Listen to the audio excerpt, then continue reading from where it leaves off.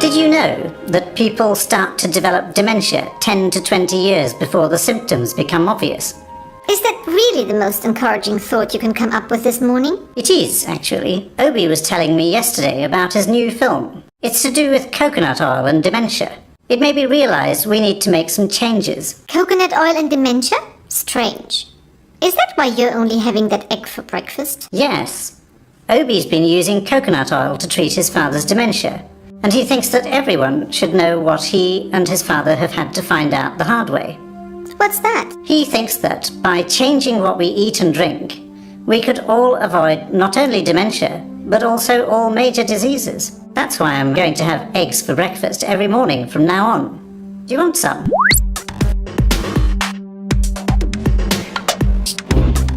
You must be nuts.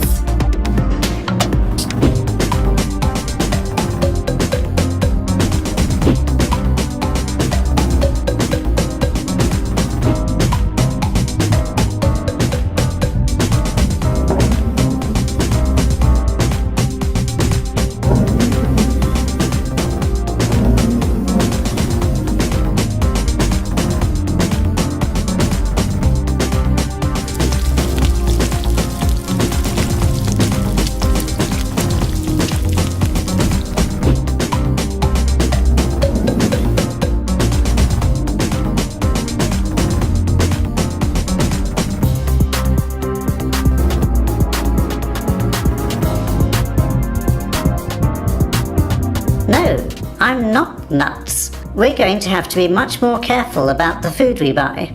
Oh, come on. Why bother? Shops wouldn't be allowed to sell us food that was bad for us. Do you really think shops can only sell healthy food? Well, I'm sure they do their best. I mean, look at all the low-fat food they sell. That's probably the most unhealthy stuff they sell. Just look up big fat lies on YouTube. If you could pack all of human history into 1 year, we've only been farming and eating grain since about yesterday, which is when we became shorter and fatter. We only started consuming processed vegetable oils about 10 minutes ago, which is when heart disease became our #1 killer. So after examining all this human history, the experts came to the obvious conclusion. We need to eat a lot more of these. And so they convinced us that human health depends on foods we didn't eat for more than 99% of our entire existence. How did this happen?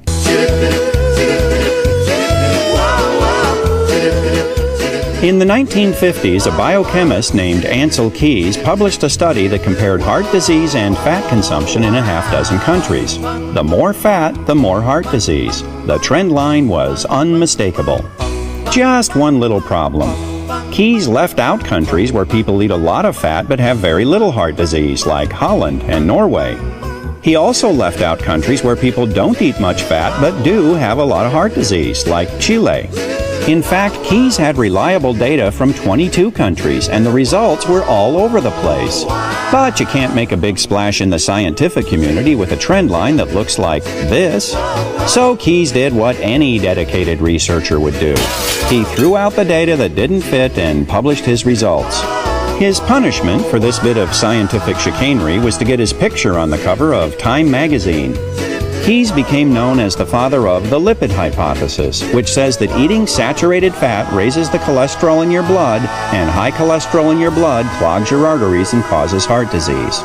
The hypothesis that when you eat high fat, that produces high cholesterol, and the cholesterol produces heart disease, is wrong in every one of those links. This whole idea that dietary fat causes cholesterol problems is sort of a myth. The whole idea that cholesterol problems lead to heart disease is a myth. The theory is completely and totally wrong.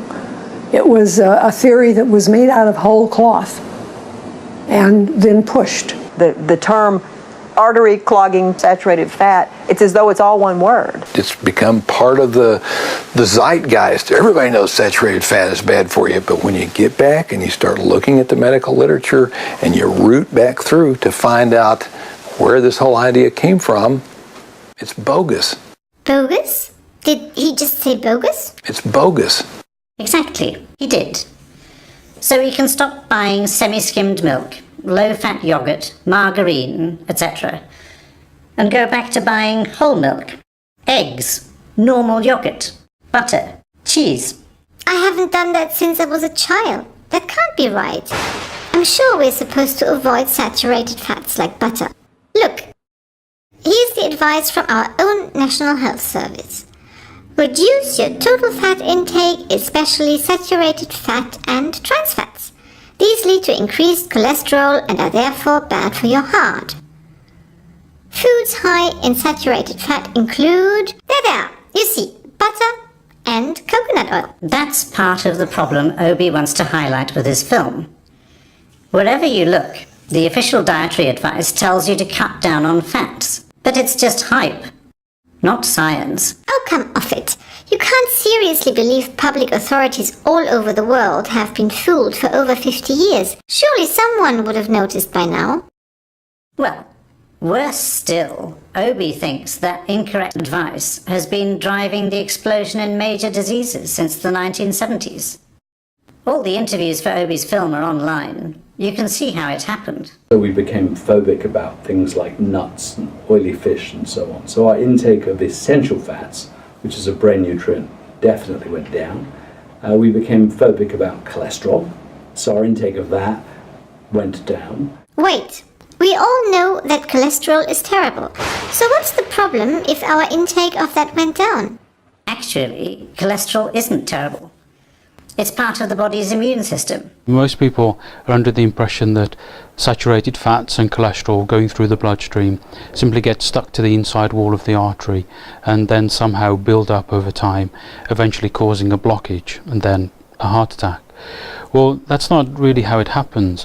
Heart disease is mostly an inflammatory condition, and the beginning of the process, there's damage to the inside wall of the artery, and then the other part of the process, the repair process, kicks in to reduce the inflammation and to cover over the damage. But what we seem to have these days is that the inflammation has become out of control. So when the repair process comes along to heal the wound, it can't perform its role properly because the inflammation is still continuing. So we have to look at what's damaging the inside lining of the arteries and what's causing an inflammatory state. So the whole mechanism of how heart disease actually occurs, there's a huge myth associated with that as well.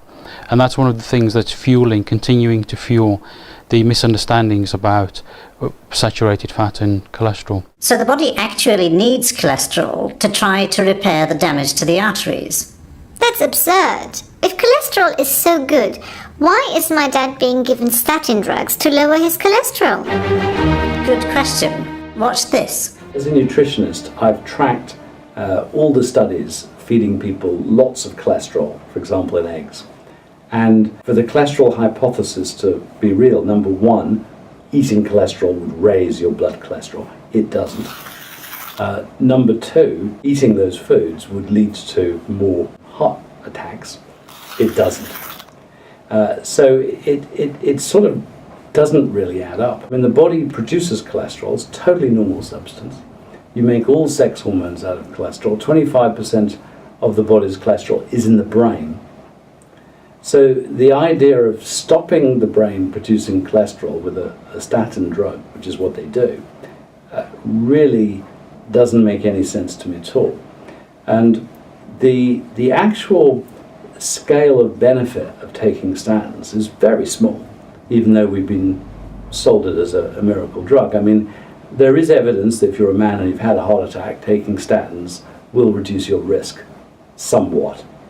But if you simply have, this new disease called hypercholesterolemia, in other words, you feel fine, but your cholesterol is above a magic number, then, taking statins, the evidence is not strong, especially for women. This is getting getting more and more surreal. There are millions of people taking statins these days. Surely hundreds of thousands of doctors can't be making the same mistake in prescribing them. Not exactly. I spoke recently to a professor of cardiology and said, what do you think about statins? And he said, I hate them. And I said, why? And he said, well, because they actually stop people looking at the true underlying causes of disease. And that's the point. I think that what's happening, in the same way that now there's this blood test called cholesterol, which leads to the prescription of a statin to millions of people, very good model for making money. But there must be regulators who would stop anything unethical going on, mustn't there? In theory, yes. Most people suspect that there may be a problem with the way that the pharmaceutical companies can influence medicine.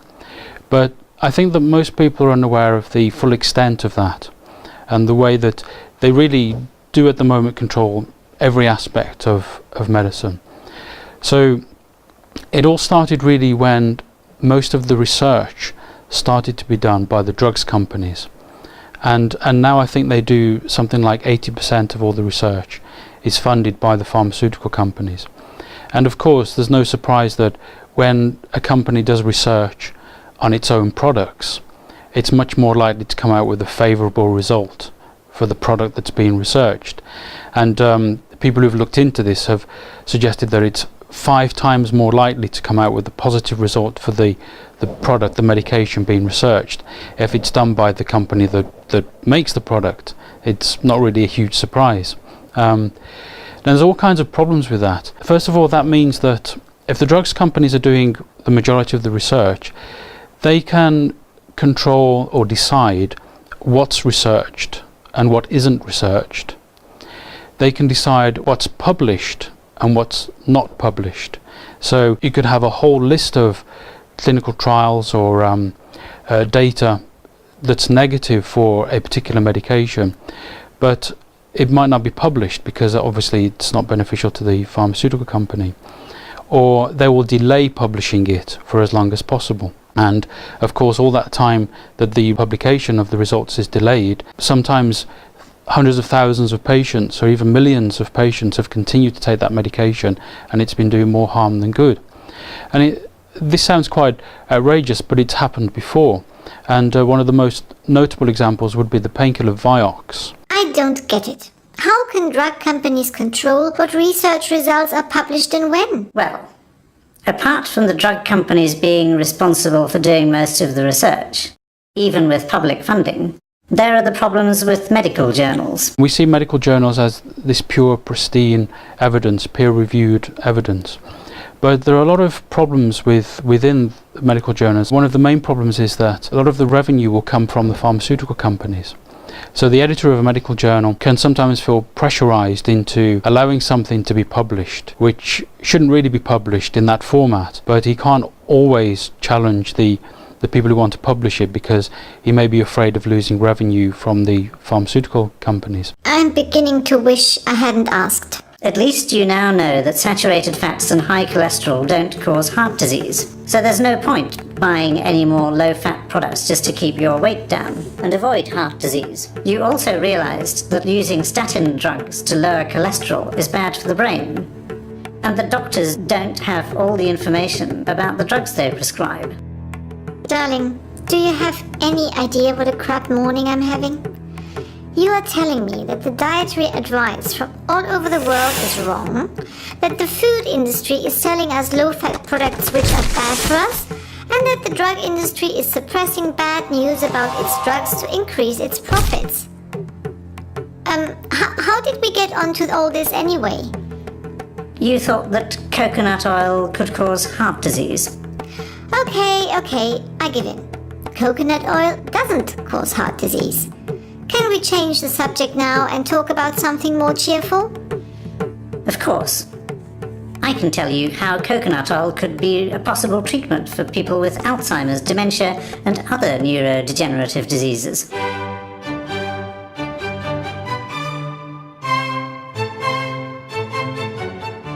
Coconut oil contains medium-chain triglycerides, which is just another fancy word for fatty acids.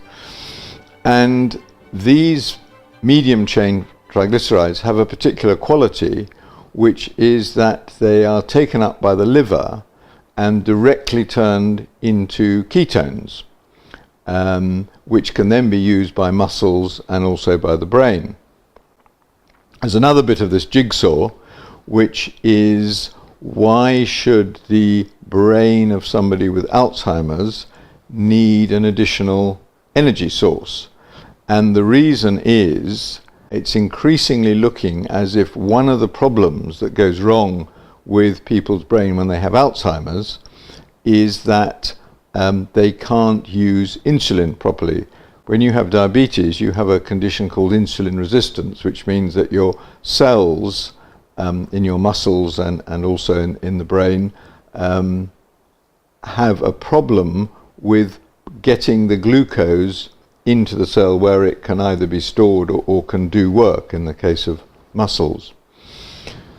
And so you have a build-up of insulin. You keep producing more insulin to try and do the job, and in the same time your glucose goes up as well.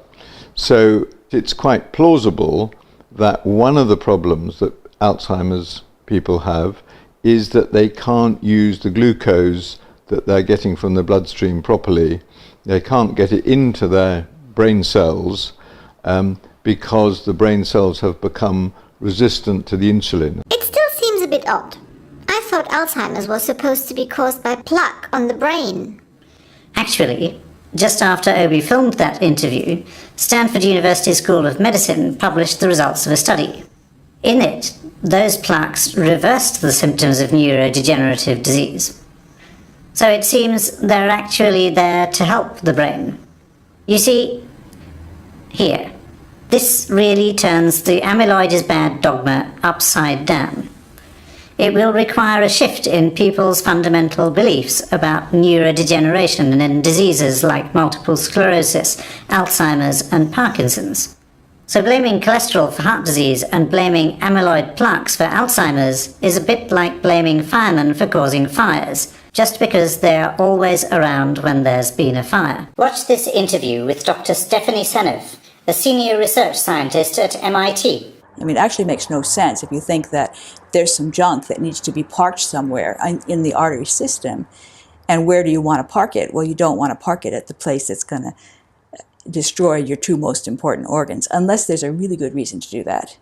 And that really good reason is that that plaque is essential to provide two key nutrients to the heart and to the brain, cholesterol and sulfate.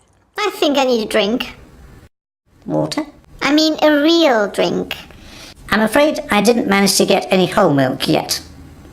How about an egg?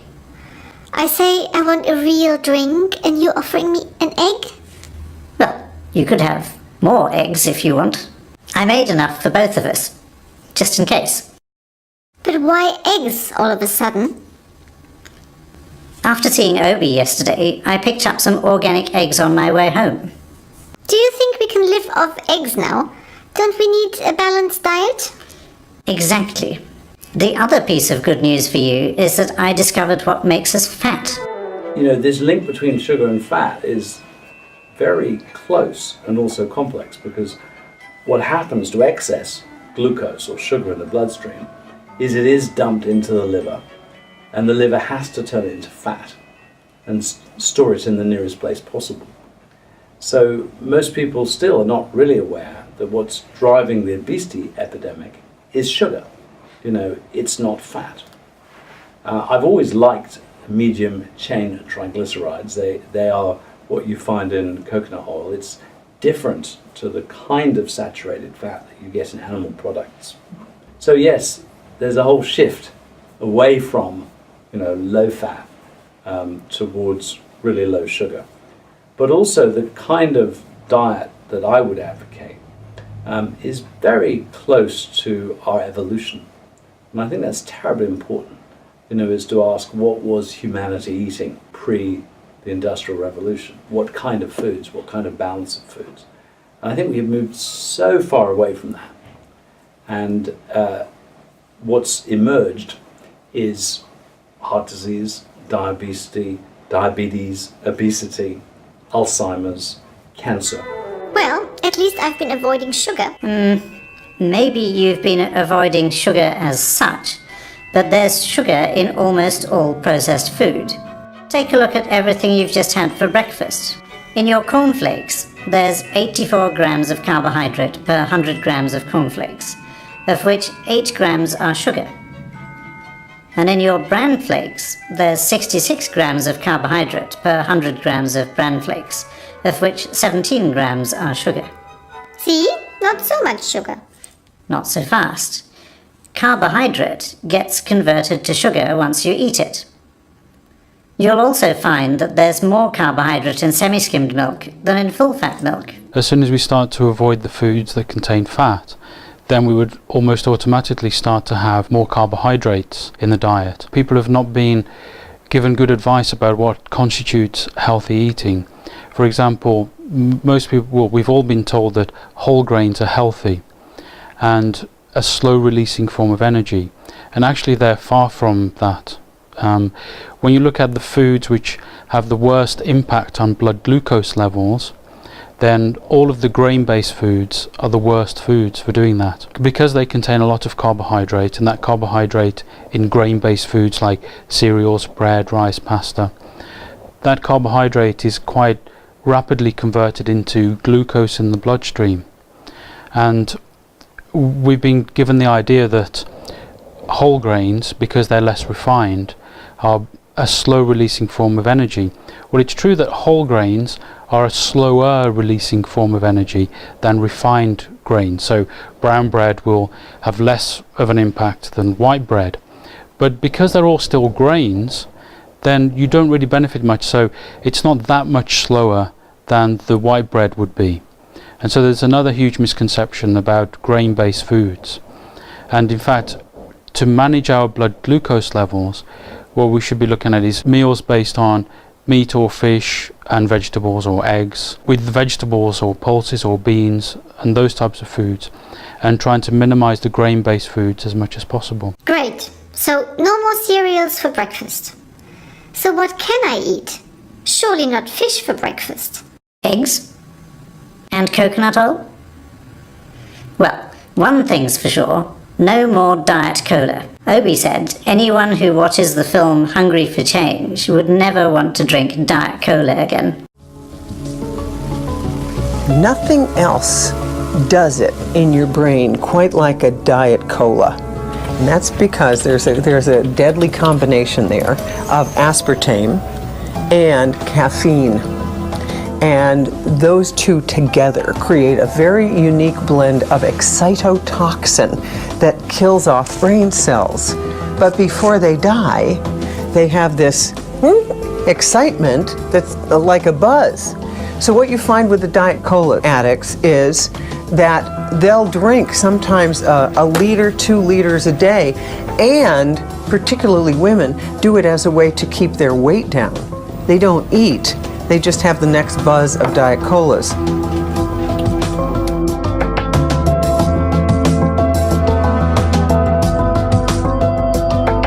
Aspartame causes formaldehyde buildup in the brain.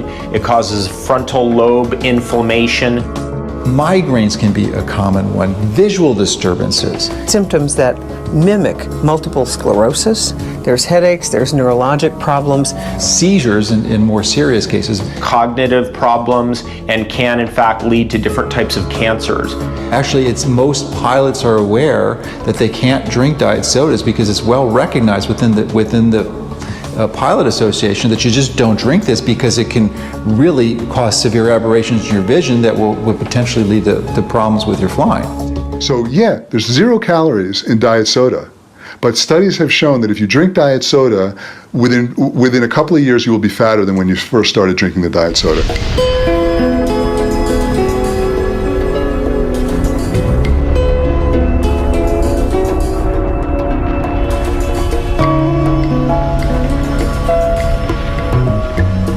Unfortunately, when a food additive like aspartame or any artificial sweetener is manufactured, the process of getting approval is really the manufacturer, the company that's making it, is the one that funds the studies.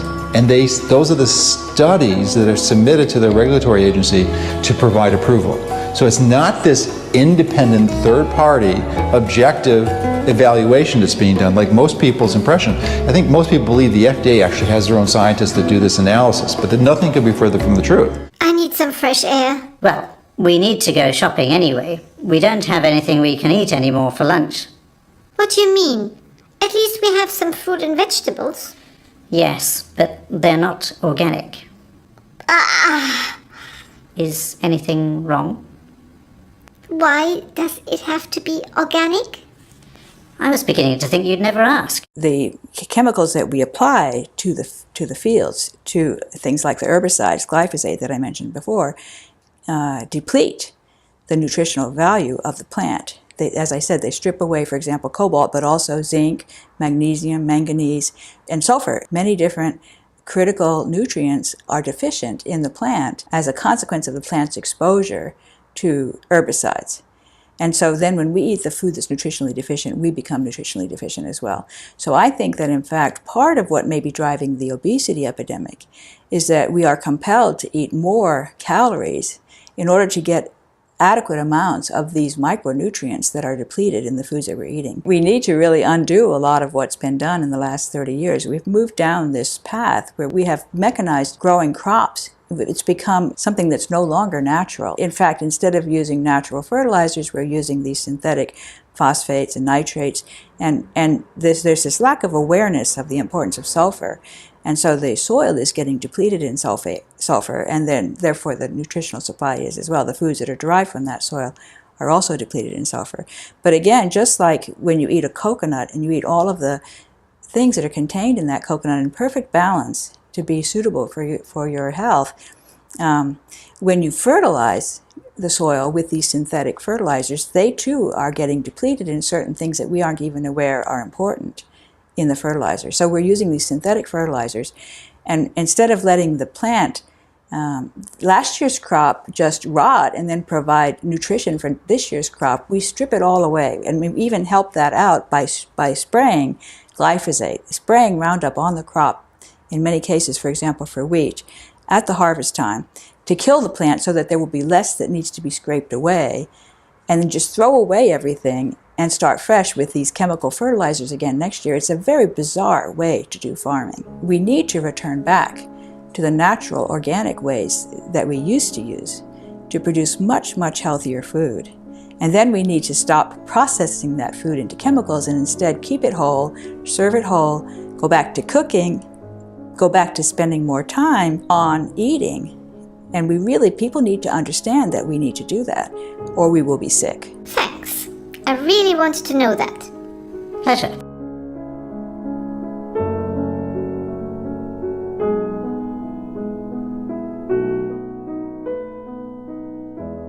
I need to go out for some retail therapy.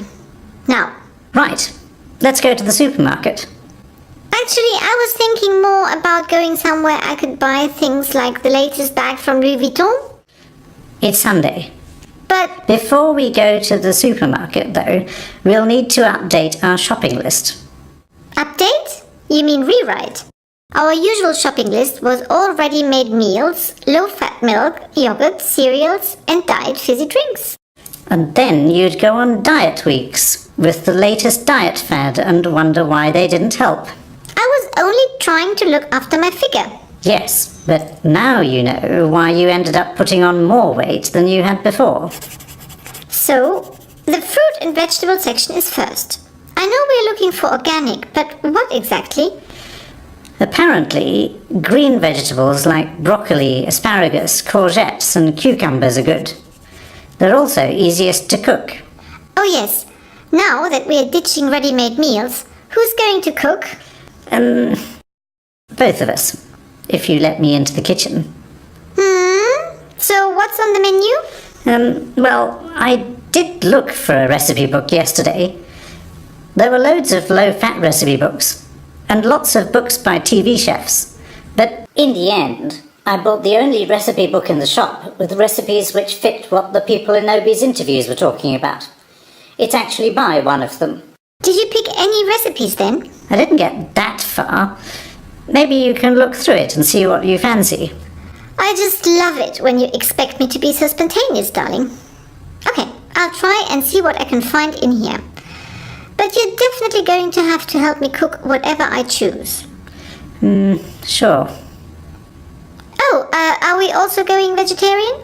We could if you want, but then we'd need to take quite a few supplements to compensate for the lack of meat or fish. Fish is claimed to be healthy because it has omega-3 fats.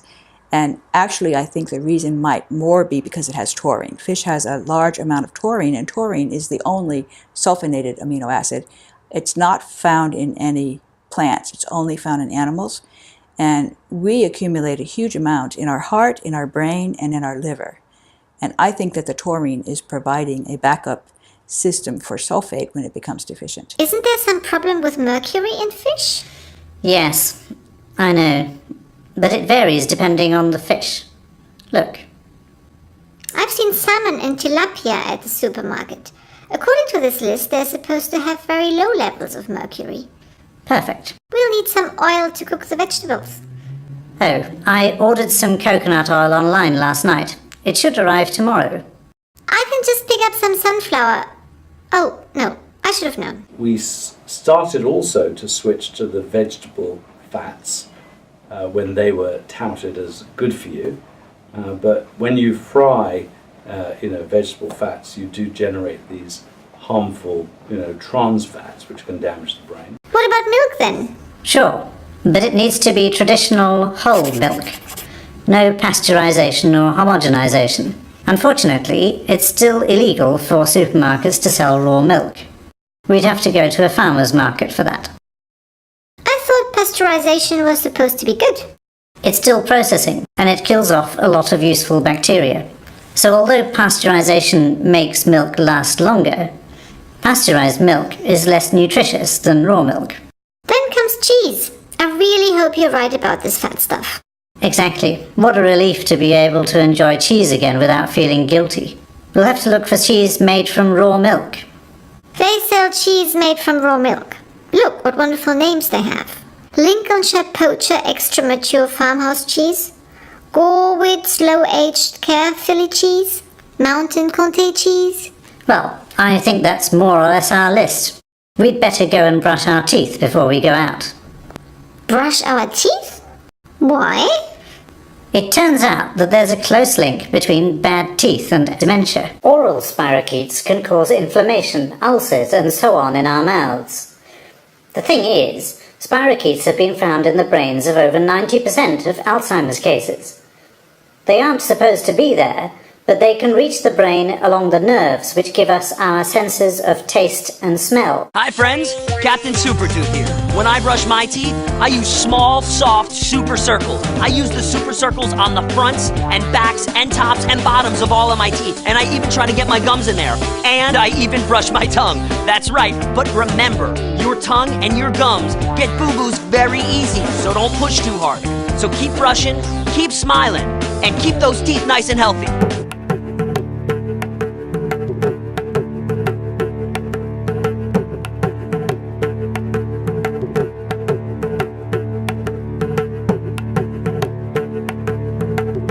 It's been years since I had cheese like this.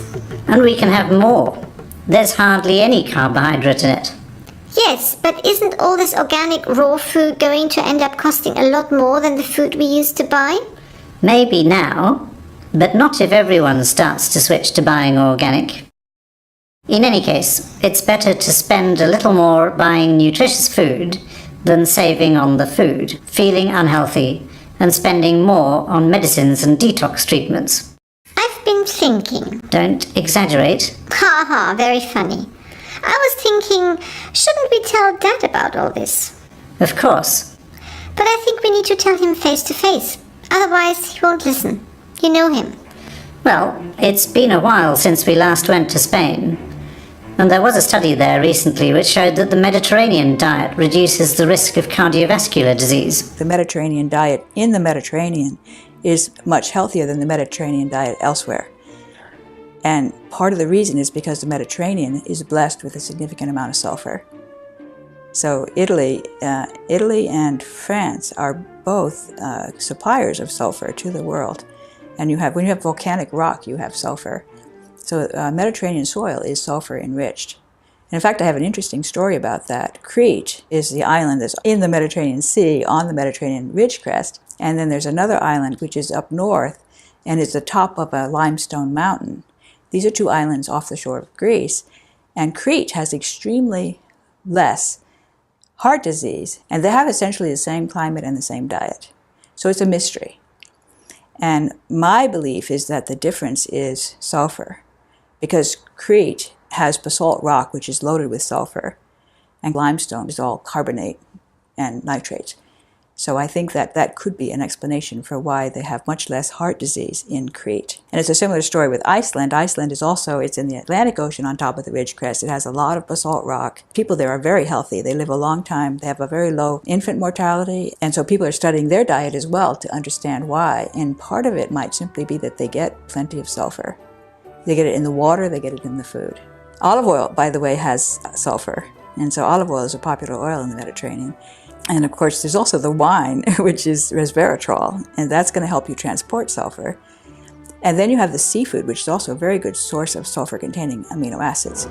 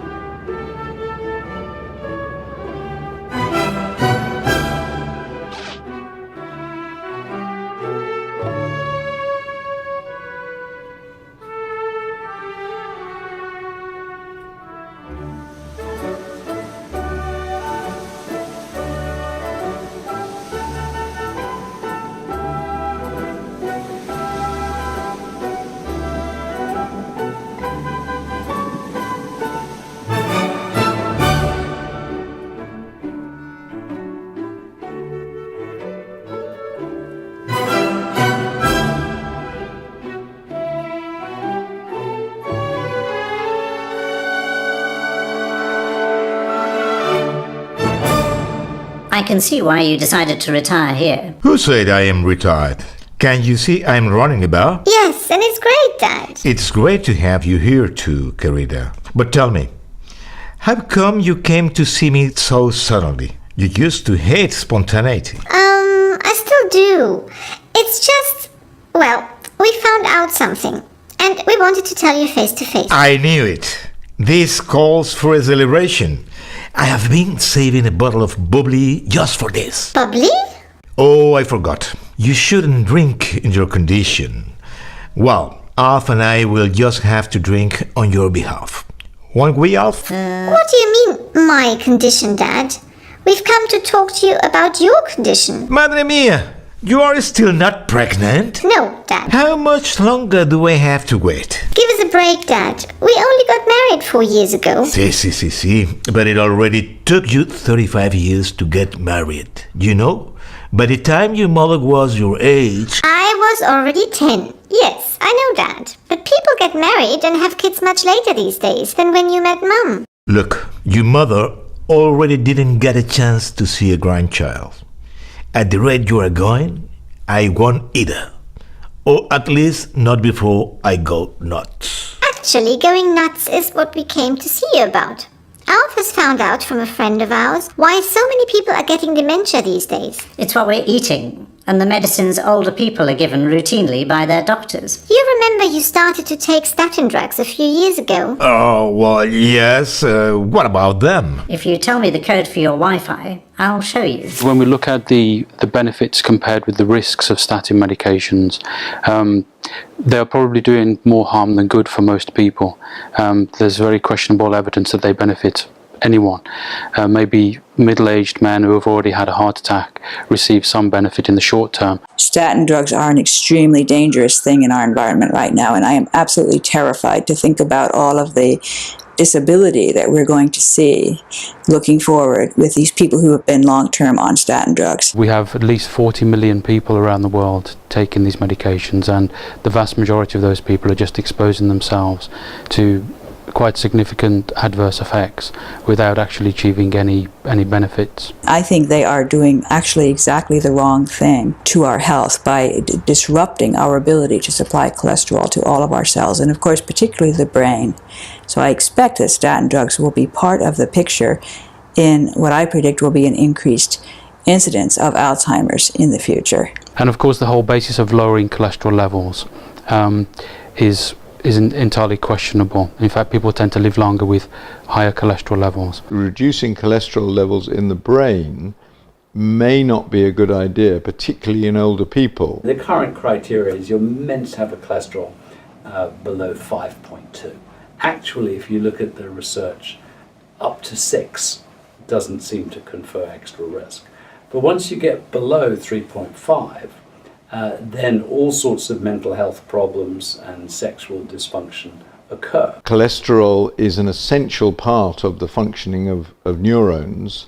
It's one of the parts that makes up the wall of the neuron. Cholesterol is vital for the brain, and it's vital for making sex hormones.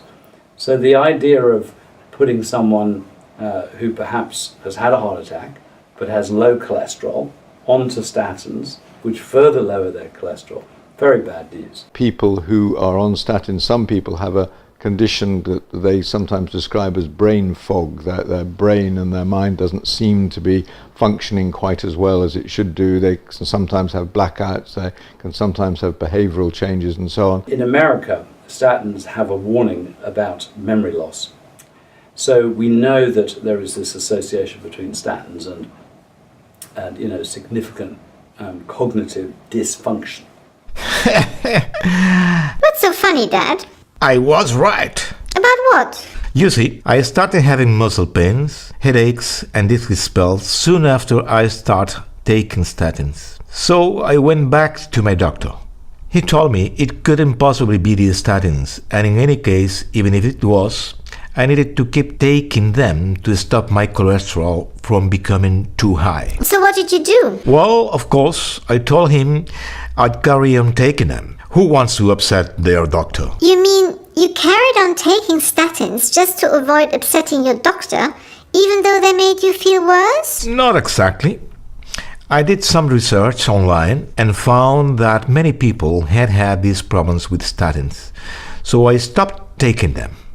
What did your doctor say? Oh, well, nothing. Well, I didn't think it would do his blood pressure any good if I told him. Anyhow, that's what's funny.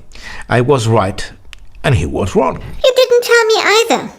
I was so worried about you when Alph showed me all this. That's because I thought you'd be worried about me not taking statins. It's true. She was obsessed about cholesterol until I showed her all these interviews. But how could I know that everything I've ever heard about fat and cholesterol since I was small was wrong?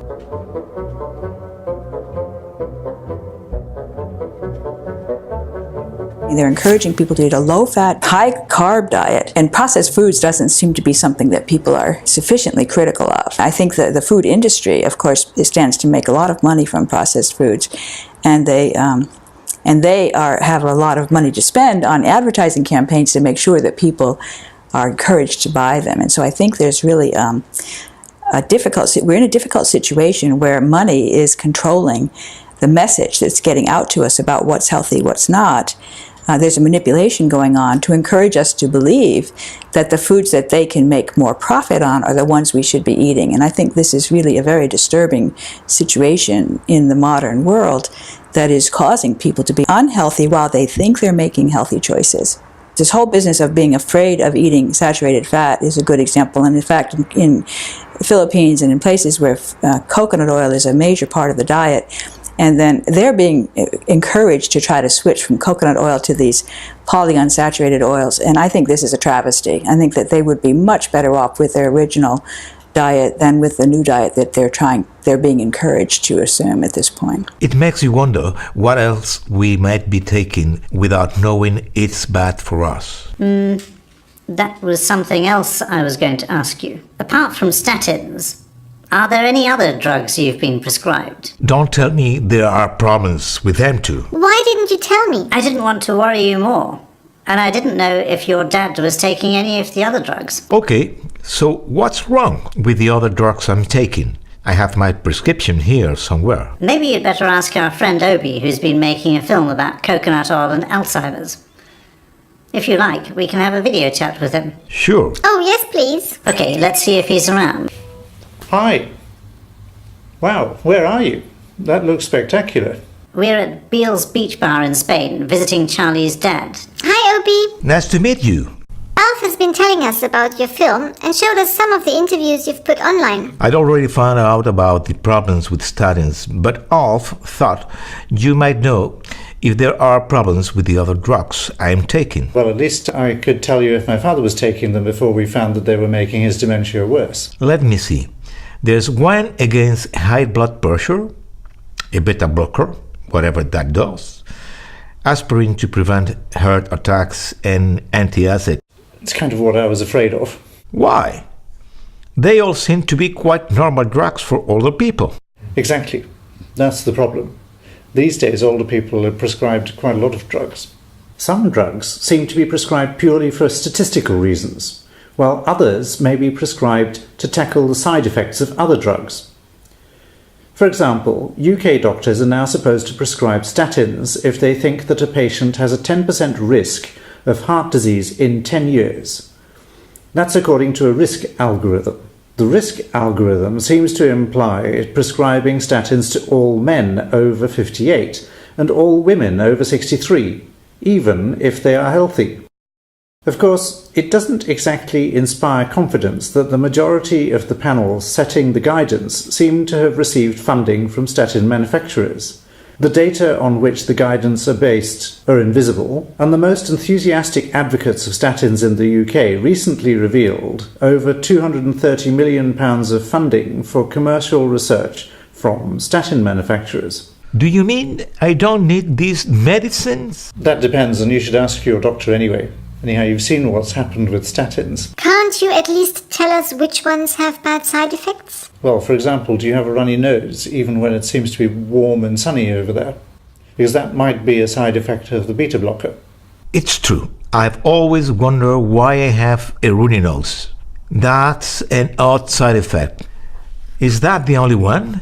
Unfortunately, no. Beta blockers can reduce the blood supply to the brain. Apparently, after a certain age, the blood pressure of older people may stabilize. This could mean they don't actually need a beta blocker. And how do I know if I have reached that age? What my father's doctor did was to check his blood pressure.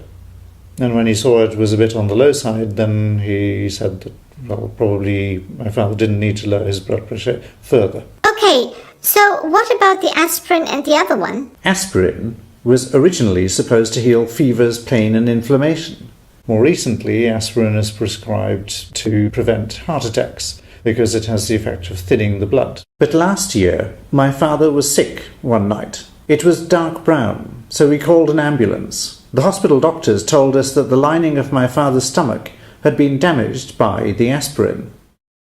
That's when I found out that a couple of years ago, there had been a study which showed that the risk of major bleeding in the stomach and in the brain from taking aspirin every day was much higher than had been shown by previous research.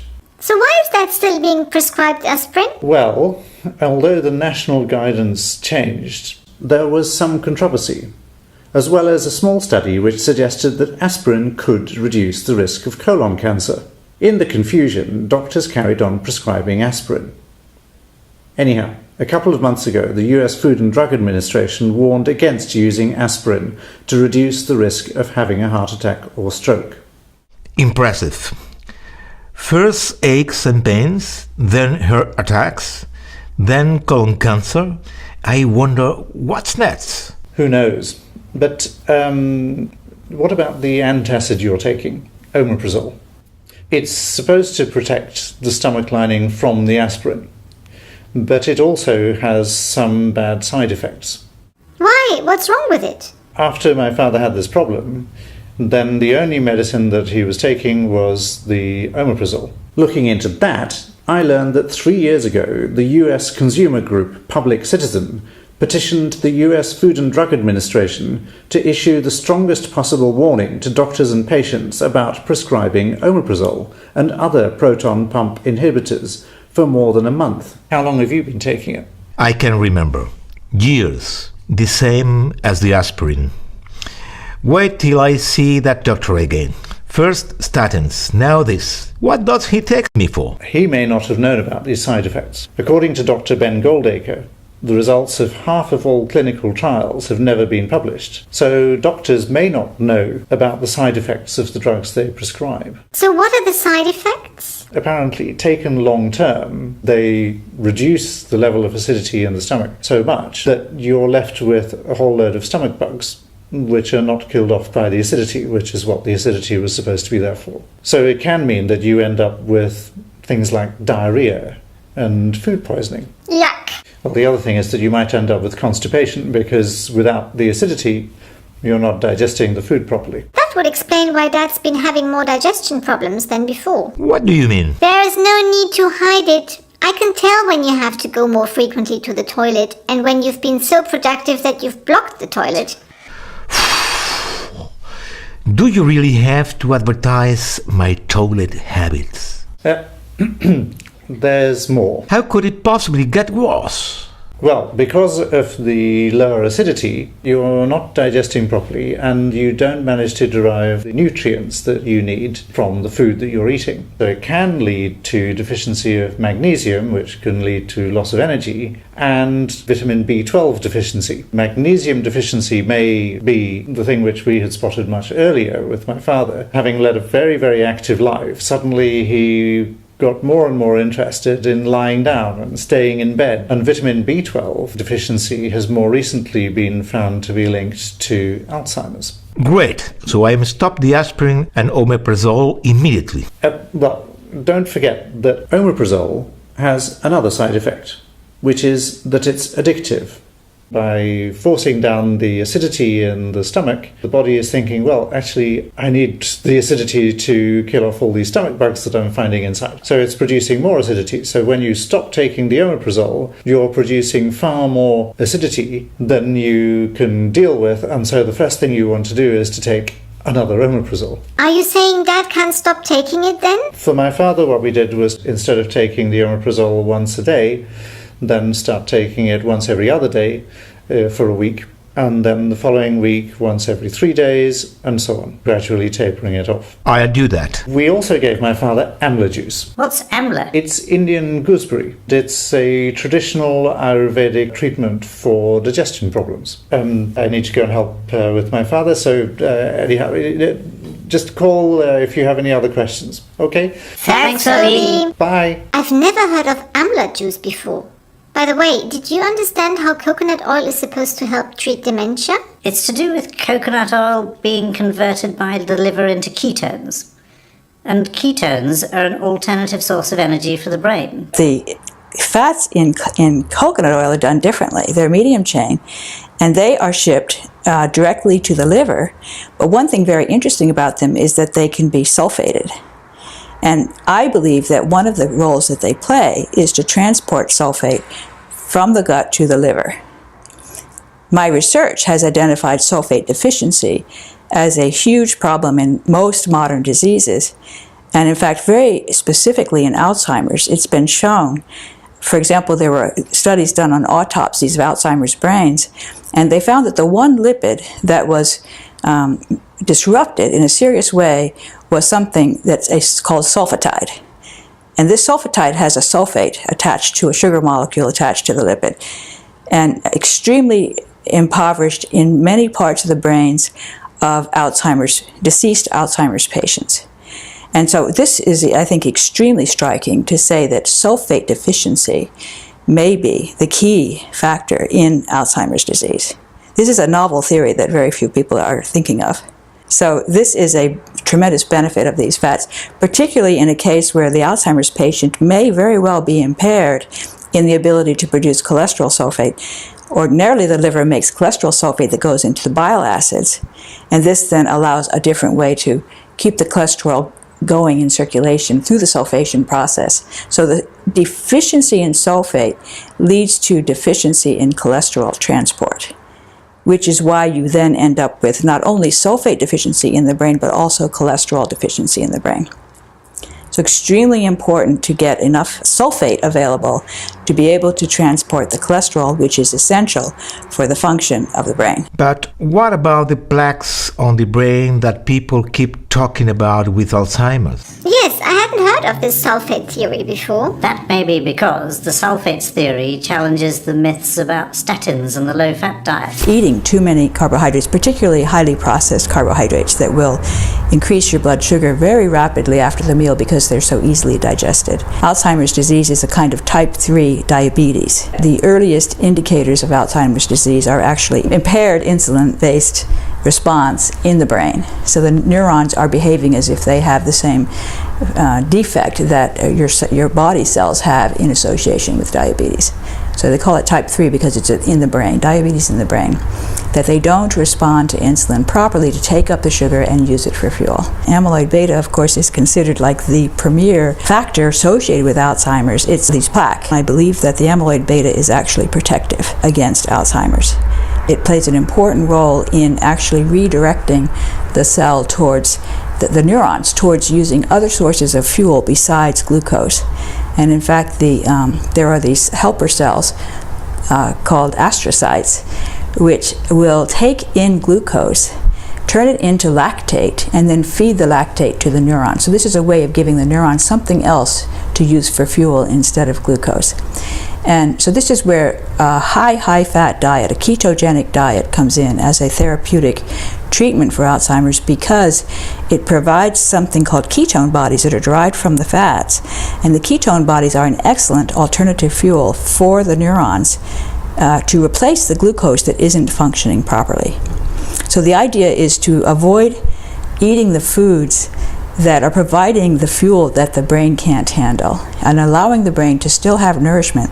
There's this myth that neurons can only use glucose as fuel, and it's not true. They can use lactate, they can use alcohol, and they can use ketone bodies. These are all sources of fuel for the neurons, and the astrocytes work hard to try to provide them with these fuels, particularly when the neuron is defective. So it gets back then to the question of what's causing this pathology that prevents the neuron from using glucose as a fuel, which is a very serious problem because the brain needs a huge amount of energy to function properly. And if you can't use glucose, then it's going to have trouble getting enough fuel. So you really want to understand what is it that's causing this type 3 diabetes. Okay, but Obhi said something about a connection between vitamin B12 deficiency and dementia. Yes, he did. Another angle to go into Alzheimer's is via an amino acid which is called homocysteine. And there has been a trial which showed that if you measure the amount of homocysteine in people's blood, which is quite easy to do, if you give them high doses of B vitamins, you can bring down the level of the homocysteine, and this has a very significant effect on the rate at which their brain shrinks. The accelerated brain shrinkage that is the hallmark of Alzheimer's effectively stopped. The memory loss stopped.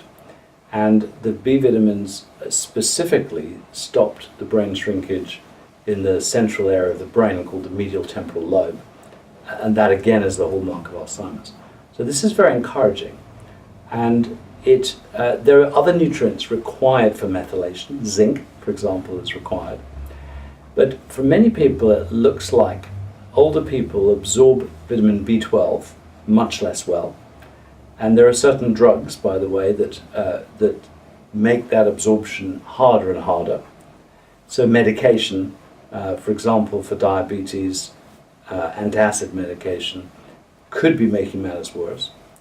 And without B12, you can't do methylation, homocysteine accumulates, and that appears to damage the brains. So, how does this link between vitamin B12 deficiency and dementia fit with the sulfate theory? I believe that vitamin B12 deficiency leads directly to sulfate deficiency. In our studies of sulfate synthesis in the skin, we have identified that the molecule that we believe produces a sulfate has a pocket that cobalamin fits into very nicely. Cobalamin is B12. It fits into the pocket, and it holds on to sulfur-containing molecules that can then provide the sulfur to allow the sulfate to be formed. So we think cobalamin is an essential cofactor in the synthesis of sulfate in the skin. We also think that cobalamin deficiency could arise from environmental toxic chemicals. And in particular, we've recently identified one, which is glyphosate, which is the active ingredient in Roundup. And Roundup is the weed killer that is used tremendously in the United States. It's the #1 weed killer used on people's lawns and also used in agriculture. And Roundup depletes a certain set of minerals, one of which is cobalt. Cobalt, of course, is the active molecule in cobalamin. So we suspect that if we're eating a plant that's been exposed to glyphosate, the plant will be depleted in cobalt. These people are talking about using vitamin B12 and coconut oil to treat Alzheimer's and dementia. Is anyone researching using all these natural supplements to treat major diseases? We'd better ask Obhi. Hi there again. Chah-Lee was asking if anyone's researching all these things like sulfates, vitamin B12 and coconut oil as treatments for Alzheimer's and dementia. And I was wondering why you are making your film. Well, I wanted to share what I've been finding out to treat my father's dementia. And initially I was thinking of a website. But then I discovered that hardly anybody is interested in researching all of these non-drug treatments. So that's why I thought of making the film. Everybody is saying that they don't want to research it because there's no evidence. But that's perverse. Why would anyone do any research if they had the evidence already? Quite. That's what I asked the press office of the UK's Alzheimer's Society. Apparently they don't think it's worthwhile. And also I got kicked out of their online discussion forum because I started talking about what I was finding with coconut oil and how it was helping with my father's dementia. But that sort of forum would be the ideal way to find out what treatments are working for people actually suffering from dementia. Yeah, it would. But as well as me, others who were talking about non-drug treatments have also been kicked out of the forum by now.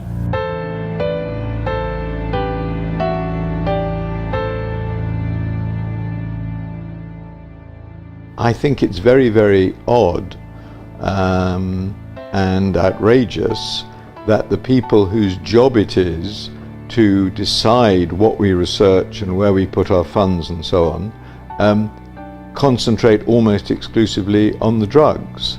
The reason for it is clearly money in the longer term, but I think that people who give money to Alzheimer's charities should be made aware that they are not going to research things, however promising they are, if they aren't going to be resulting in a drug. Coconut oil has zero drug potential. It's extremely cheap, very easily available, has no side effects. It's exactly the kind of thing which in a sane system people would say, great, let's see what we can do with it, let's see who's going to be helped, let's see if some people aren't helped, why they aren't being helped, let's see what it tells us about insulin in the brain, let's try and answer all sorts of questions. But all of this seems to be effectively blocked when billions of dollars are poured into research into, well, the plaque theory, the idea of plaques and tangles. There's been 20 years worth of research into that. Vast sums of money have gone into it with no results whatsoever. There comes a time when you're digging yourself into a hole where you say, let's stop digging and let's try and go and have a look somewhere else. Wonderful. So what are they researching then? One of the research projects I've come across is that they are seeing whether statins could help Alzheimer's. What? The cells associated with the brain and the nervous system require more cholesterol than other parts of the body. So reducing the availability of cholesterol can only have a negative impact on the brain and the nervous system. Isn't the government putting money into dementia research? Yes, but it's the charities who end up deciding where that money goes. Couldn't the government just say that at least some of the money should go to research into non-drug treatments? I think it could and should. So I asked our MP. But according to the reply of the health minister which he got to the question, then it's not something that the government does. That's amazing. And what about all the dietary advice against coconut oil? Fortunately, An investigative journalist called Nina Teicholst has written a book called The Big Fat Surprise. The book reveals how the enthusiasm for cutting saturated fat, and indeed for the Mediterranean diet, has been the result of an unproven hypothesis being imposed on society for decades thanks to commercial lobbying and forceful personalities, rather than scientific research. It's only in the past decade that expensive clinical trials have tested the hypothesis. One of these studies compared the weight lost over 2 years by moderately obese men eating a low-fat diet, a Mediterranean diet, and a low-carbohydrate diet. The men on the low-carbohydrate diet lost almost twice as much weight as those on the low-fat diet. And coconut oil particularly is something which was in all of our processed food, because it's a very stable oil, until the mid-1980s. What happened then? Food processing companies came under pressure to replace coconut oil and also palm oil from their processed foods and use vegetable oil instead. How come? In 1986, the American Soybean Association decided to play on the public's fear of saturated fat and heart disease to scare people off coconut oil and palm oil. It sent a fat fighter kit to soybean farmers, encouraging them to write to government officials, food companies, and so on, branding coconut oil and palm oil as artery-clogging saturated fats. And as it happens, vegetable oils all are based on soy oil. Surely people realized this was just a commercial lobbying campaign? Well, the other part of the campaign was to encourage the wives and families of some 400,000 soybean growers to spread out across the US to tell people about the health benefits of soybean oil. Was there any real science behind that claim? No, but that's never really stopped a commercial lobbying campaign. True. Well, after the American soybean farmers started their campaign, then the Centre for Science and the Public Interest got interested. And they started campaigning as well against saturated fat. Oh no! They could no longer use these oils because they were losing customers. So they had to switch to vegetable oil. I bet the US soybean farmers were happy about that. Oh, that's terrible. But didn't one of those interviews say that frying in vegetable fats leads to harmful trans fats which can damage the brain? Yes, and it's not just the brain. Even the official dietary advice says that trans fats are bad for the heart. So you are saying they invented a health scare to take over the US edible oils market and created a real health crisis? That's what it looks like to me.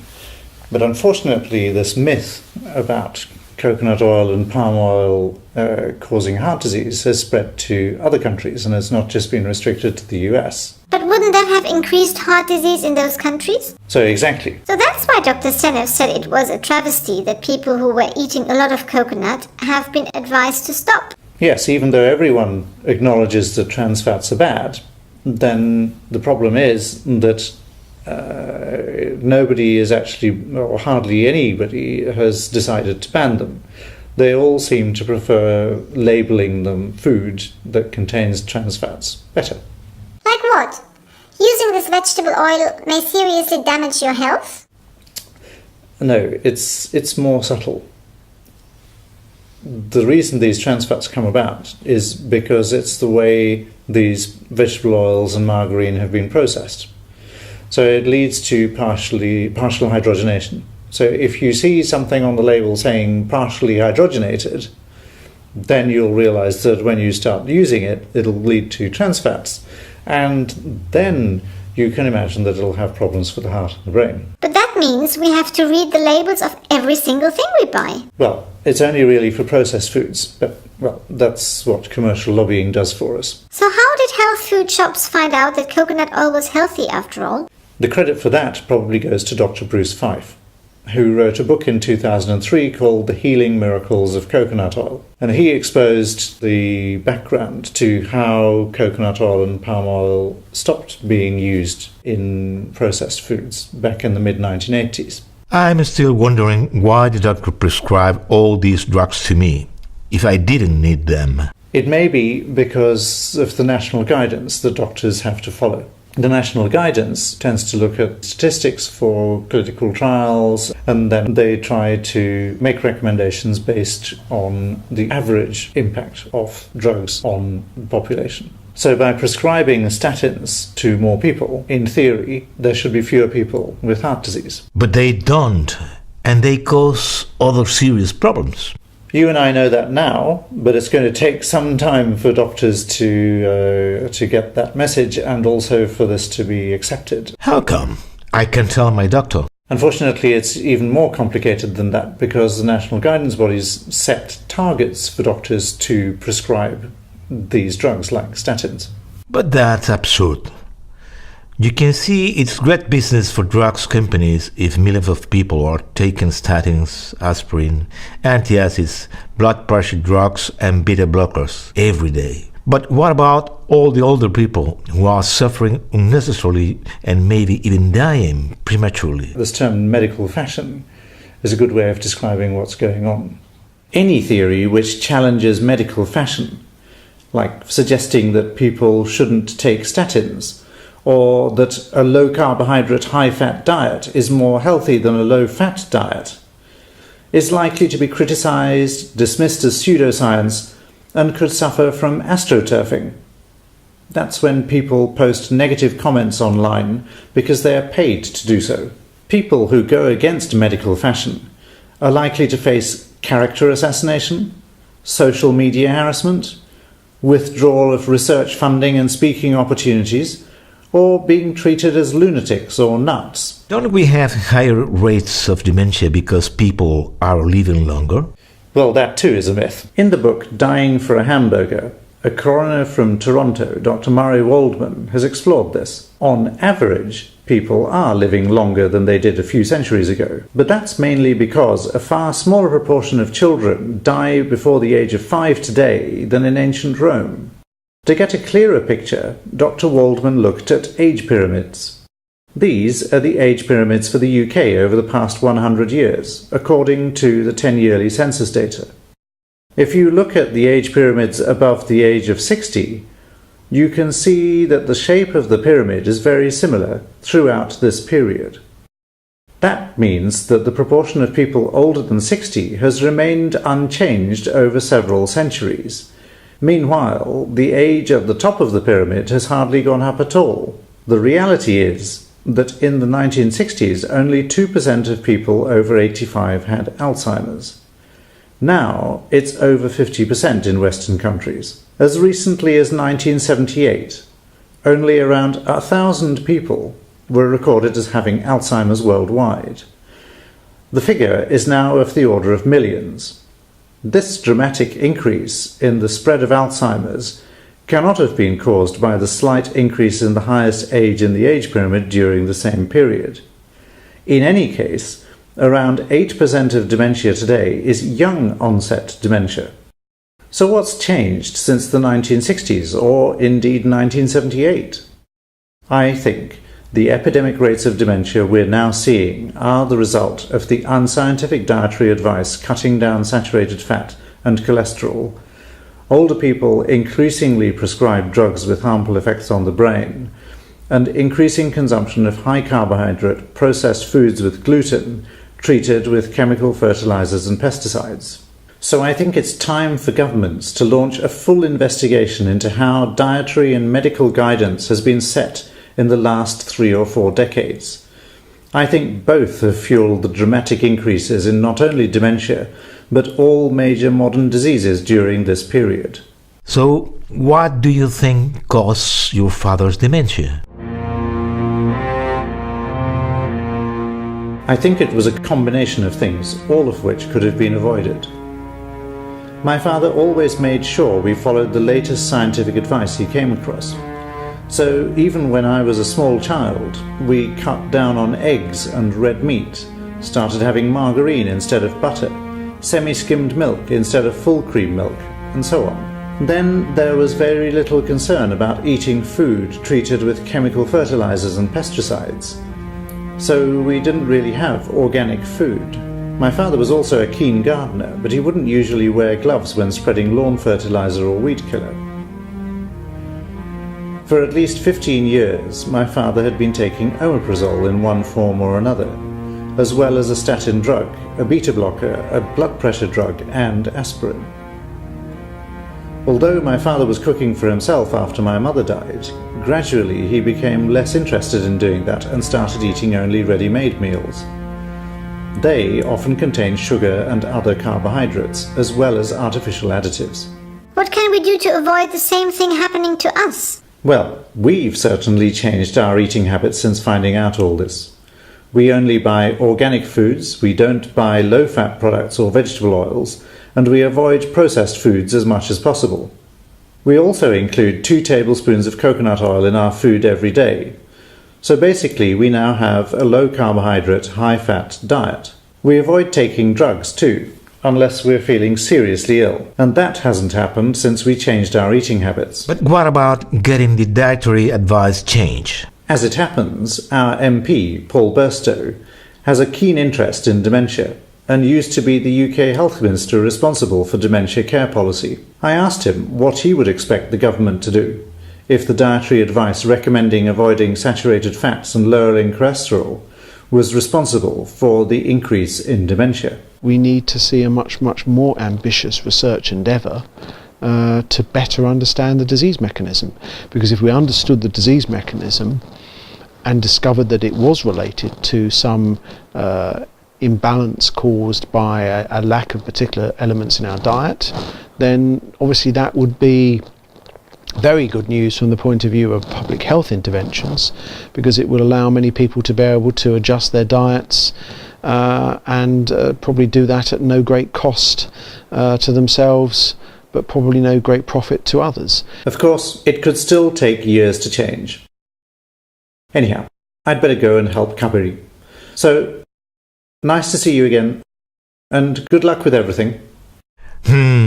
I doubt the drug companies, the food industry, and the agrochemical industry would be too happy about that. Yes, it's easiest to fix what we're eating so that we don't have these problems ourselves. Do you mean we should just save ourselves and do nothing else? Shouldn't we write to our political representatives to sort this mess out? We could do, but it might not get us very far.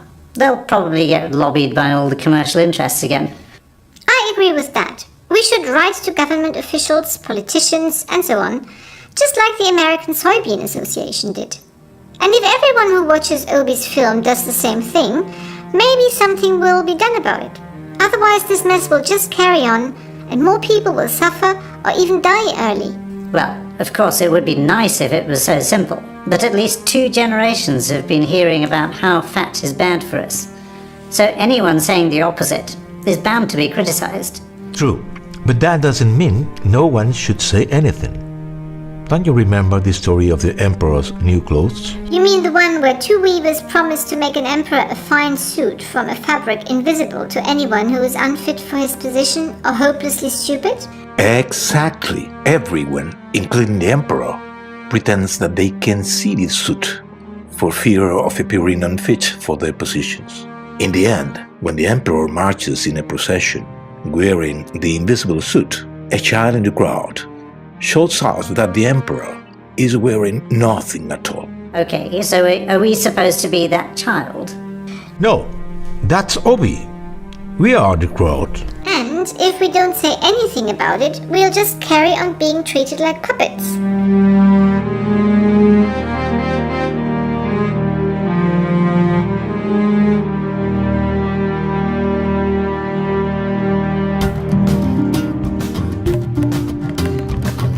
We were eating just what they told us to. Starchy foods, little fat without a clue. It would make us so fat, so ill, so diabetic, so not so well. You'll be nuts if you got cholesterol. You could go nuts taking all those pills. You would be nuts not to buy organic. You must be nuts eating carbs and sweets. You must be nuts. Always thought cholesterol was terrible. We We didn't know for all animal life it's essential, so we avoided those eggs, those nuts, those fish, red meat. Oh well, you'll be nuts if you cut cholesterol. You could go nuts taking all those pills. You would be nuts not to buy organic. You must be nuts eating carbs and sweets. You must be nuts. Reminded our parents to take their pills, thinking that would cure them of their ills. Didn't know effects of statins, of aspirin, of omeprazole on their brains. Oh well, you'll be nuts if you cut cholesterol. You could go nuts taking all those pills. You would be nuts not to buy organic. You must be nuts eating carbs and sweets. You must be nuts. Didn't want to pay dear for organic, but didn't know we would become sick by eating more fruit, more veg, and so more pesticides. So well, you'll be nuts if you cut cholesterol. You could go nuts taking all those pills. You would be nuts not to buy organic. You must be nuts eating carbs and sweets. You must be nuts. Cereals, bread, rice, pasta every day, only because they are just so easy. We kept eating more carbs, more sweets, more gluten, the recipe for dementia. You'll be nuts if you cut cholesterol. You could go nuts taking all those pills. You would be nuts not to buy organic. You must be nuts eating carbs and sweets. You must be nuts.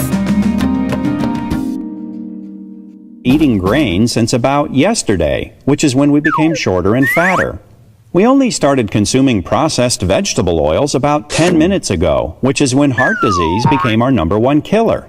So after examining all this human history, the experts came to the obvious conclusion. We need to eat a lot more of these. And so they convinced us that human health depends on foods we didn't eat for more than 99% of our entire existence. How did this happen?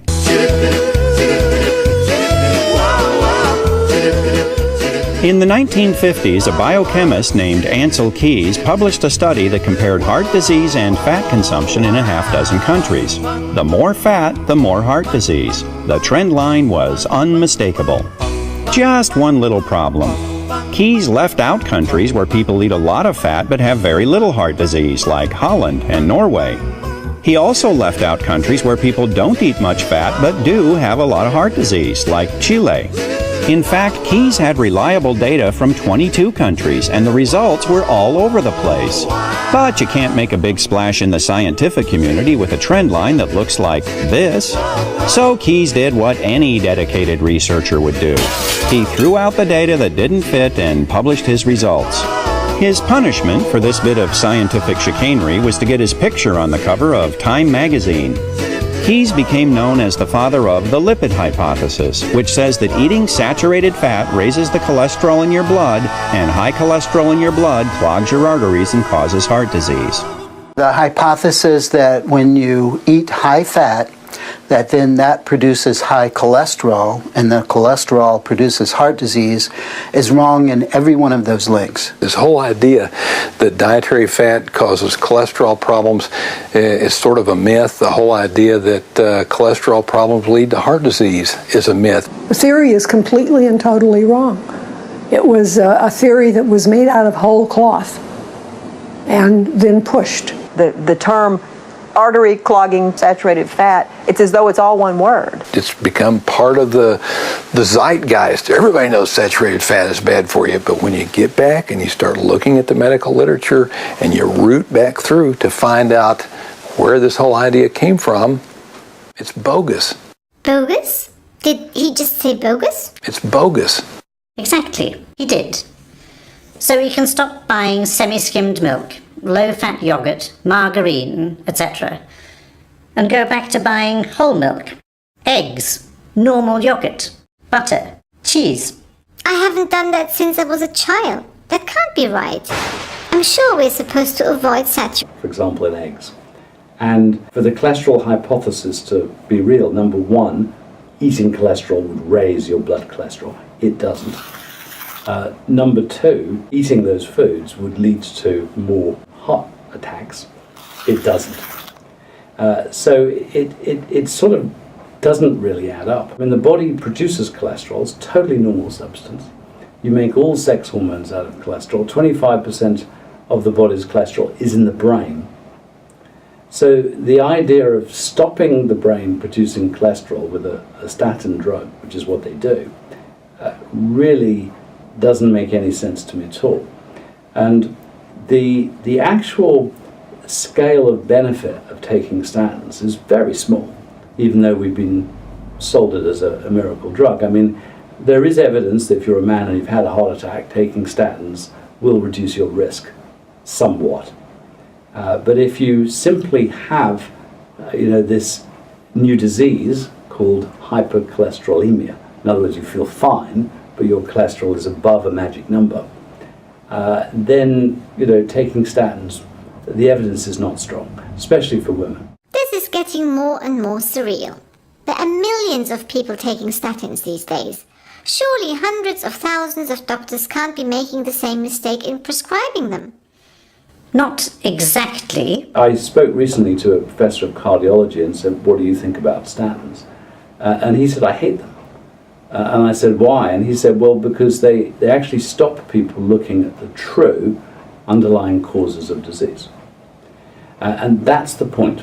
I think that what's happening, in the same way that now there's this blood test called cholesterol, which leads to the prescription of a statin to millions of people, very good model for making money. But there must be regulators who would stop anything unethical going on, mustn't there? In theory, yes. Most people suspect that there may be a problem with the way that the pharmaceutical companies can influence medicine. But I think that most people are unaware of the full extent of that and the way that they really do at the moment control every aspect of medicine. So it all started really when most of the research started to be done by the drugs companies. And now I think they do something like 80% of all the research is funded by the pharmaceutical companies. And of course, there's no surprise that when a company does research on its own products, it's much more likely to come out with a favourable result for the product that's being researched. And people who've looked into this have suggested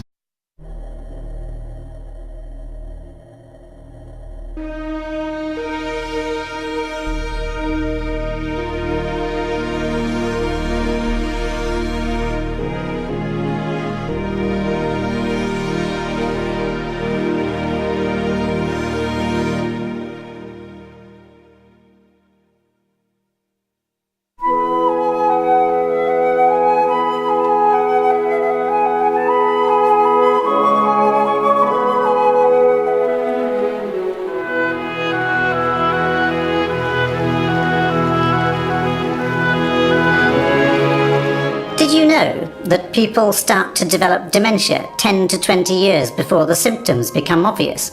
Is that really the most encouraging thought you can come up with this morning? It is, actually. Obhi was telling me yesterday about his new film. It's to do with coconut oil and dementia.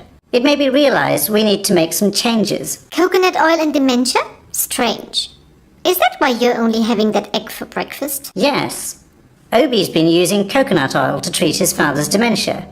And he thinks that everyone should know what he and his father have had to find out the hard way.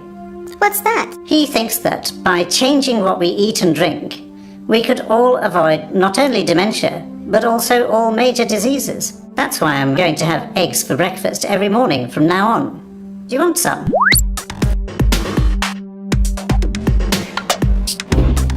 You must be nuts.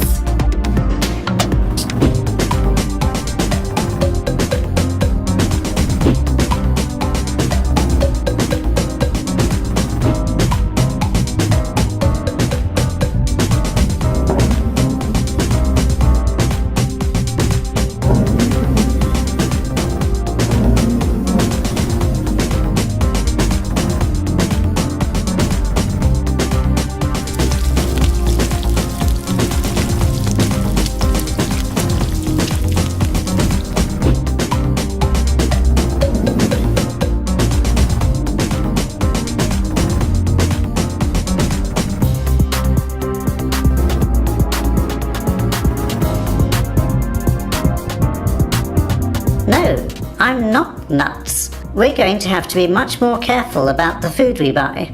Oh, come on, why bother? Shops wouldn't be allowed to sell us food that was bad for us. Do you really think shops can only sell healthy food? Well, I'm sure they do their best. I mean, look at all the low-fat food they sell. That's probably the most unhealthy stuff they sell. Just look up big fat lies on YouTube. If you could pack all of human history into 1 year, we've only been farming and Saturated fats like butter. Look, here's the advice from our own National Health Service. Reduce your total fat intake, especially saturated fat and trans fats. These lead to increased cholesterol and are therefore bad for your heart.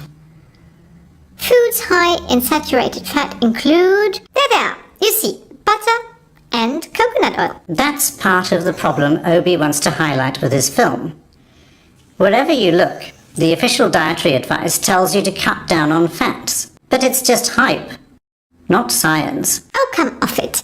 You can't seriously believe public authorities all over the world have been fooled for over 50 years. Surely someone would have noticed by now. Well, worse still, Obhi thinks that incorrect advice has been driving the explosion in major diseases since the 1970s. All the interviews for Obhi's film are online. You can see how it happened. So we became phobic about things like nuts and oily fish and so on. So our intake of essential fats, which is a brain nutrient, definitely went down. We became phobic about cholesterol, so our intake of that went down. Wait, we all know that cholesterol is terrible. So what's the problem if our intake of that went down? Actually, cholesterol isn't terrible. It's part of the body's immune system. Most people are under the impression that saturated fats and cholesterol going through the bloodstream simply get stuck to the inside wall of the artery and then somehow build up over time, eventually causing a blockage and then a heart attack. Well, that's not really how it happens.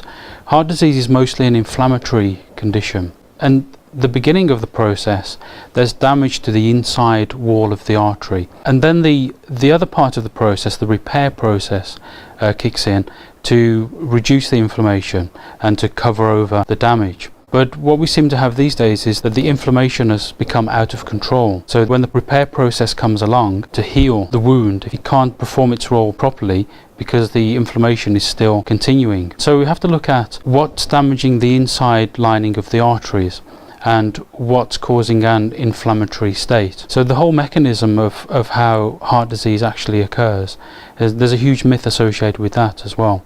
And that's one of the things that's continuing to fuel the misunderstandings about saturated fat and cholesterol. So the body actually needs cholesterol to try to repair the damage to the arteries. That's absurd. If cholesterol is so good, why is my dad being given statin drugs to lower his cholesterol? Good question. Watch this. As a nutritionist, I've tracked all the studies feeding people lots of cholesterol. That it's 5 times more likely to come out with a positive result for the product, the medication being researched, if it's done by the company that makes the product. It's not really a huge surprise. There's all kinds of problems with that. First of all, that means that if the drugs companies are doing the majority of the research, they can control or decide what's researched and what isn't researched. They can decide what's published and what's not published.